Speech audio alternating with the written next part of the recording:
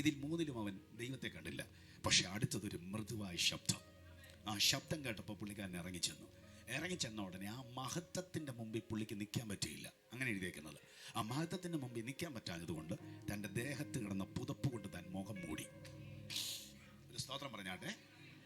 ഈ ഗുഹാമുഖത്ത് നിൽക്കുന്ന ഏലിയാവ് മുതൽ ബിഫോർ ഏലിയാവും ആൻഡ് ആഫ്റ്റർ ഏലിയാവും അങ്ങനെ പഠിച്ചാൽ ഗുഹാമുഖത്തിന് മുമ്പ് നിൽക്കുന്നിടം വരെ ഈ പുതപ്പ് ഒരത്ഭുതം ചെയ്തതായിട്ട് എഴുതിയിട്ടില്ല.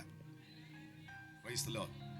ഇച്ചിരി നന്നായിട്ട് പറഞ്ഞാൽ ഗുഹാമുഖത്ത് നിൽക്കുന്ന ഈ ഏലിയാവ് പുതപ്പ് കൊണ്ട് മുഖം മൂടുന്ന ടൈം ടു പുറകോട്ട് ചിന്തിച്ചാൽ അതുവരെ ഈ പുതപ്പിനകത്ത് ഒരത്ഭുതം നടന്നിട്ടില്ല.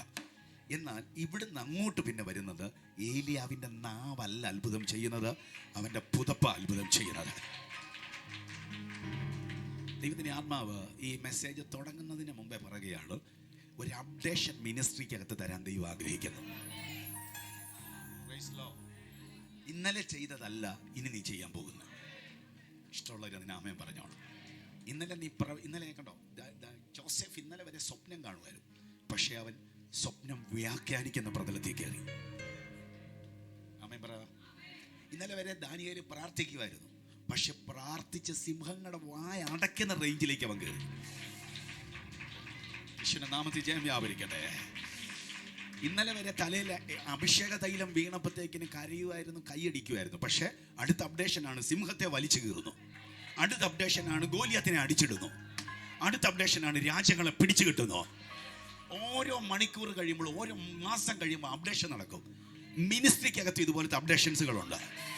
പുതുനിയമത്തിനകത്ത് മാളിക മുറിക്കകത്തിരുന്ന് പരിശുദ്ധാത്മാവിനെ പ്രാപിച്ചവൻ പുറത്തോട്ടിറങ്ങിയപ്പോൾ മുടന്തന്റെ കാല് തുള്ളുന്നു. ആ ഭാഗം നമ്മൾ വായിച്ചിട്ടുള്ളൂ. പക്ഷെ അടുത്ത അപ്ഡേഷനാണ് ഇരുന്നവന്റെ ദേഹത്തെ നിഴലടിച്ച് രോഗി സൗഖ്യമാകുക.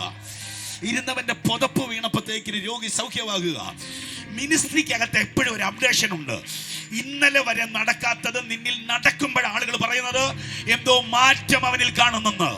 ഇതുവരെ മാറ്റങ്ങളുടെ മിനിസ്ട്രി ചെയ്യാത്ത ആരെങ്കിലും ഉണ്ടെങ്കിൽ നീ ഉറപ്പിച്ചോ, നീ പോലും അറിയാതെ നിന്നെ മാറ്റുന്ന ഒരു മിനിസ്ട്രിയുടെ പുതപ്പ് വിശ്വസിക്കുന്ന ജനമേ,